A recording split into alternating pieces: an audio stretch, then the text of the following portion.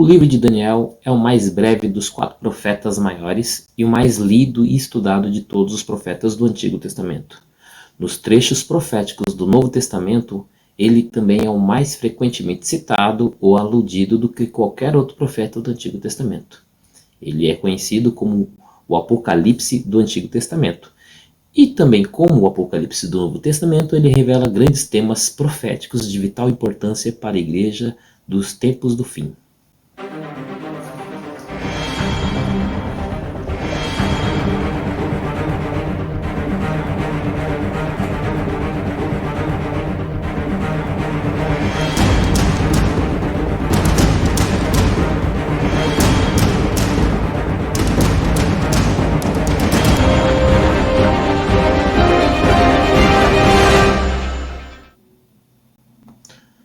Olá, depois de um bom tempo sem gravar alguns vídeos, voltamos aí ativa com um dos livros mais lidos do Antigo Testamento, que é o livro de Daniel.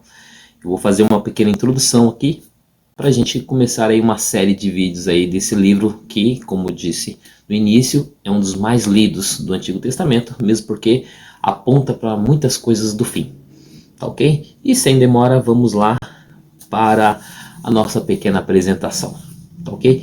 Como vocês estão observando aí, eu separei aí algumas imagens e vamos abordar um pouquinho sobre o livro de Daniel.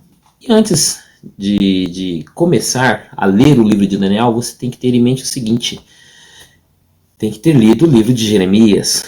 O livro de Jeremias, na verdade, ele aborda algumas situações, tá? Para você poder entender e ficar dentro do contexto do livro de Daniel, você precisa ler as profecias de Jeremias. Jeremias, ele falou muito com respeito ao Império Babilônico, do rei Nabucodonosor, né, do imperador Nabucodonosor, e que Israel deveria se sujeitar, né, o reino de Judá deveria se sujeitar ao reino da Babilônia, tá, ao grande império da Babilônia que estava crescente naquela época. Como nós vemos aí, temos aí algumas situações, tá, de Israel sendo levado para o exílio, né? Principalmente, e a gente vai ver algumas imagens que eu separei, são de 3 situações que Israel foi levado. Foram 3 invasões da Babilônia, 3 levantes que a Babilônia teve para com a nação de Israel. E na primeira vez que Israel foi levado para a Babilônia, foi levado apenas os nobres e praticamente Daniel, Ezequiel, Ananias, Asaías e Misaías, eles foram levados para a Babilônia, tá ok? Então aí nós vemos aí algumas imagens referentes aí ao capítulo 1 de Daniel. Nós vemos aí, peguei umas imagens para representar aí algumas situações que eles tiveram. No capítulo 1 de Daniel nós vemos aí que Daniel, juntamente com seus amigos, fizeram uma escolha de não se contaminar com os alimentos que foram oferecidos a eles, que eram alimentos consagrados aos deuses da Babilônia. Então eles se recusaram a se contaminar e fizeram uma proposta para o eunuco que tomava conta desses príncipes de Judá, que os primeiros cativos levados para a Babilônia eram da corte, né, da corte judaica. Então eram príncipes, tá? Eram da elite judaica que foram levados para servir ao rei Nabucodonosor. Então nós, acompanhando aí, nós vemos que o primeiro capítulo praticamente fala sobre o levante da Babilônia contra o reino de Israel, o reino de Judá, mais precisamente. E essa a primeira leva dos cativos sendo levados para a Babilônia para servir ao rei, tá ok? Lembrando que se você leu, né, como eu mencionei, tem que ter lido o livro de Jeremias, porque lá você vai ver que também faz uma referência lá em Crônicas sobre esse avanço da Babilônia, e os que foram levados foram feitos eunucos do rei, tá? Você pode ver que no livro de Daniel não vai mencionar nada sobre casamento, sobre o casamento dele, não vai mencionar nada porque ele realmente não era casado. Ele foi levado e foi transformado como eunuco, tá? E isso é uma parte das profecias que foram dadas por Moisés. No livro de Deuteronômio nós vemos aí algumas coisas mencionadas por Moisés. Tá? Então, Daniel foi feito eunuco para também servir lá na Babilônia. Então, pode ver que não é mencionado sobre a família de Daniel, diferentemente de Ezequiel. Ezequiel era casado, tá? Então, ele foi também nessa mesma leva, tá? Tanto é que os dois são contemporâneos, tá? Tanto Jeremias, que escreveu o seu livro mencionando sobre Nabucodonosor, quanto Daniel e Ezequiel.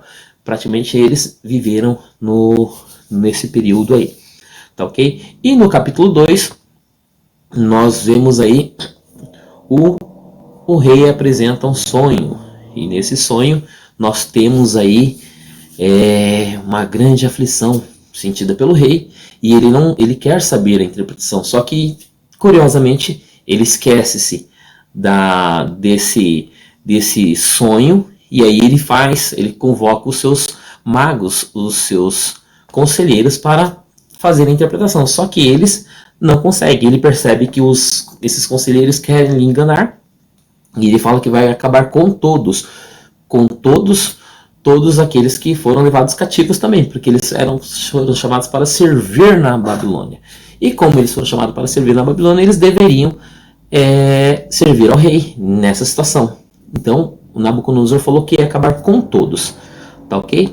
E foi nessa situação, né? Claro que nós sabemos que Deus providenciou essa situação, porque foi o próprio Deus que deu esse sonho ao rei, para que pudesse manifestar a sua soberania. Então, o livro de Daniel, o tema central é a sua soberania sobre todas as nações e sobre todas as ações dos homens, tá ok? Em qualquer tempo da história. Então, a grande ênfase que deve ser dada nesse livro é sobre a soberania de Deus na história humana. E Daniel se prontifica, juntamente com seus colegas, tá, a revelar esse sonho. Tá? Então, praticamente, o capítulo 2 de Daniel inicia-se dessa maneira. Daniel se prontificando e pedindo um tempo para poder fazer a revelação. Então, ele falou assim ao rei, nos dê um tempo e nós vamos dar a revelação, porque somente o Deus Todo-Poderoso, a quem nós servimos, pode fazer esse feito, trazer a revelação. E praticamente foi o que aconteceu.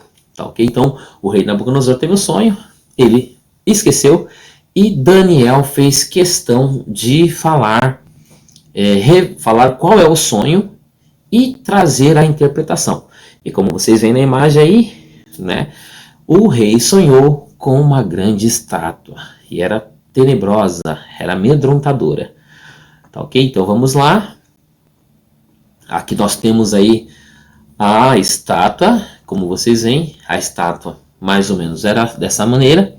Ela era uma cabeça de ouro, peitoral e braços de prata, quadril de bronze, pernas de ferro e pés de ferro e barro. E foi esse sonho que Nabucodonosor teve, e no término do sonho vinha uma rocha que atingia os pés da estátua, tá ok? Mas o que simbolizava também, Daniel foi lá e trouxe o que simbolizava essa estátua. Então, a cabeça de ouro representava a Babilônia, o peitoral de prata representava a Média e a Pérsia, né? Os medos e os persas. O quadril de bronze representava a Grécia, os pés de ferro, Roma, e os pés de ferro e barro, os 10 reinos e o reino do anticristo. Claro que o Daniel não foi e apresentou dessa forma. Ele falou, você, rei Nabucodonosor, é a cabeça de ouro, e depois de você virá um reino menor, e depois virá outros reinos sucessivos, até que chegue ao fim, com a rocha que virá e destruirá todos os reinos. Foi essa a revelação que Daniel passou. Claro que nós agora, posteriormente, sabemos que os reinos que vieram depois foram a Média, os medos persas, a Grécia, Roma, e nós aguardamos ainda futuramente a ascensão dos 10 reis e o reino do anticristo, que é o que é apresentado para nós na palavra de Deus. Só que quando o rei recebe que ele é o cabeça de ouro, claro que ele se inflou, ele ficou orgulhoso. E nisso nós vemos que ele acaba ficando orgulhoso de si. E no capítulo seguinte, nós vemos algumas situações. Nesse capítulo nós vemos aí, ó, que está Daniel, capítulo 2, 34. Estava vendo isto quando uma pedra foi cortada. Então ele estava vendo a estátua quando uma pedra foi cortada sem o auxílio de mãos, a qual feriu a estátua nos pés de ferro e de barro e os esmiuçou. Tá? Então nós temos aí a pedra atingindo. Essa pedra representa um reino que não terá fim. Tá? Um reino que não terá fim. E para nós sabemos que esse reino é o reino de Cristo. Tá? Então nós vemos aí algumas situações. Tá? E esse reino faz um grande monte. E essa montanha ela cresce ocupando toda a terra. Tá, ok? Esse reino é o reino de Cristo. Tá? E esse foi o sonho. Aí Daniel menciona ao rei, esse é o sonho e essa é a interpretação. Então ele revelou que Nabucodonosor era a cabeça de ouro e depois dele viriam metais, né? Sempre um metal inferior ao outro, representando outros reinos. E no final haveria uma rocha cortada sem auxílio de mão que atingiria essa estátua nos seus pés. Ou seja, no final da história, a rocha iria atingir os pés. Tá, ok? Então essa é a interpretação que Daniel deu ao rei Nabucodonosor, que ficou muito feliz e concedeu lugar privilegiado a Daniel e os seus amigos. Tá, ok? E depois nós vemos no capítulo 3. No capítulo 3 nós vemos aí algo bem curioso. O rei Nabucodonosor sabia que ele era a cabeça de ouro, mas não contente com isso, ele foi lá e pediu para que fizesse uma estátua dele. Uma estátua, como vocês veem, uma estátua toda de ouro. Ou seja, a arrogância humana, a soberba humana, né, havia se apoderado desse rei. E ele falou, meu reino não vai se acabar. Então, para representar isso, eu vou fazer uma estátua toda de ouro. E foi o que ele fez. Fez e pediu para que todo mundo se prostrasse e adorasse. Menos os amigos de Daniel, que estavam aí na Babilônia. Nesse capítulo não é mencionado sobre o rei Daniel, não é mencionado sobre Daniel, por quê? Porque Daniel, com certeza, estava em viagem, porque ele era responsável por 120 sátrapas, né? 120 províncias. Então ele tomava conta e possivelmente ele não estava nesse momento quando foi feito esse decreto. Mas os outros amigos dele estavam. Sadraque, Mesaque e Abednego, né? Que foi os nomes da qual o rei colocou sobre eles. Certo? E nisso eles não se prostraram. E como eles não se prostraram, nós vemos aí o rei realmente ficou furioso e pediu para que eles para que eles se prostrassem. E se eles não se prostrarem, ele mesmo mandaria para a fornalha de fogo ardente, já fazendo uma alusão lá no final dos tempos, né? Sabemos que o anticristo vai fazer com que algumas pessoas rejeitem Jesus, rejeitem ser cristãos, rejeitem o nome de Cristo, tá? Porque, como você já acompanhou em outros vídeos aqui do canal, você viu que haverá salvação na tribulação. Então, algumas pessoas vão rejeitar, tá? Mas quem é fiel vai permanecer até o fim, certo? E aqui eles não rejeitaram e foram conduzidos à fornalha de fogo ardente, da qual apareceu um integrante a mais. E nós sabemos quem é esse, tá? Então, como o rei Nabucodonosor disse, esse daqui é alguém como se fosse os deuses, né? Ele estava lá dentro. Nós sabemos que Jesus estava lá, o quarto homem, caminhando com Sadraque, Mesaque e Abednego. E isso nós vemos aí no capítulo 3. E Nabucodonosor glorifica ao Deus dos céus. Mas, mesmo assim, né, como todo pecado, a consequência, nós vemos aí que ele teve um outro sonho, da qual foi revelado também. E nesse sonho, ele sonhou com uma grande árvore. Essa grande árvore representava ele mesmo. E ela seria cortada, tá? Então está aí ele sonhando. E aí é pedido para que fosse revelado a ele novamente. Daniel traz a revelação e nesse sonho a árvore é cortada. Como vocês veem aqui, ela é cortada, que é o reino dele é cortado e ele é transformado como um animal, né? Comendo no campo, cresceu os pelos nele. E no final do capítulo lhe é restituído o reino e depois ele glorifica o Rei dos Céus. Então Deus tem o domínio, o controle sobre todas as nações, sobre a história humana, e ele faz com que o rei o glorifique.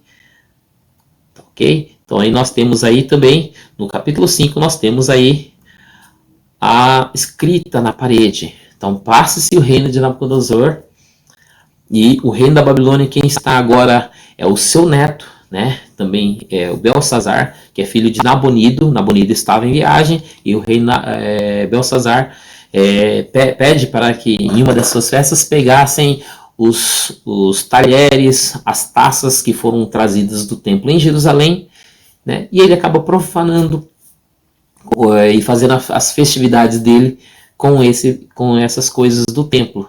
E Deus vai lá, faz uma escrita na parede, pronunciando nessa escrita o juízo sobre Belsazar. E Daniel foi levado para fazer essa interpretação, tá ok? Vamos falar disso posteriormente. No capítulo seguinte, nós vemos aí também, né, nisso já o Império Babilônico já tinha caído e novamente Daniel foi levado a ser uma das pessoas mais importantes aí do reino dos medos e dos persas. Tá? O rei Dario colocou Daniel no seu patamar mais elevado do reino, e a inveja, né, esteve contra Daniel. Algumas pessoas também que queriam ocupar o lugar de Daniel foram lá e armaram para Daniel para que ele fosse levado à cova dos leões. Esse com certeza deve ser um dos textos mais conhecidos do livro de Daniel, e da qual Deus livrou Daniel também nessa situação.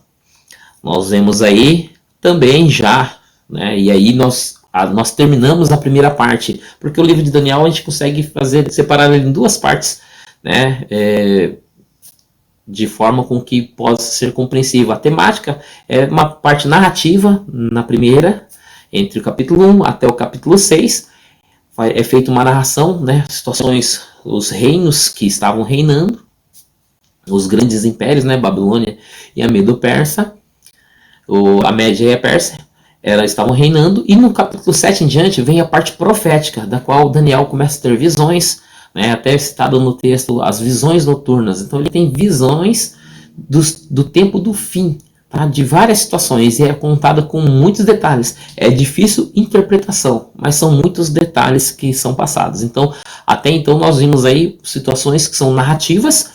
Claro, tem o sonho de Nabucodonosor, que foi feita a interpretação, e os dois sonhos, praticamente, o sonho da estátua e o sonho da árvore, que foram dadas à interpretação por Daniel. Agora nós vamos ver visões tidas por Daniel, tá, ok? E numa dessas visões nós temos a visão dos grandes impérios. Praticamente é um paralelo ao sonho de Nabucodonosor. Essa é a visão de Daniel, onde ele tem o Império Romano. Aliás, nós temos o leão alado, que representa o Império Babilônico, a Média e a Persa, que é representado pelo urso com as três costelas na boca, que são outros três reinos que foram derrotados pela Média e pela Pérsia. Tá, ok? Nós vemos o leopardo com 4 cabeças e asas, representando o Império Grego, e um animal estranho representando o Império Romano. Tá? Então, praticamente, são os animais que Daniel tem nessa visão, da qual ele acaba passando e escrevendo no seu livro. Tá, ok? E aí nós vamos ver mais para frente o que se trata de como fazer a interpretação correta desses animais.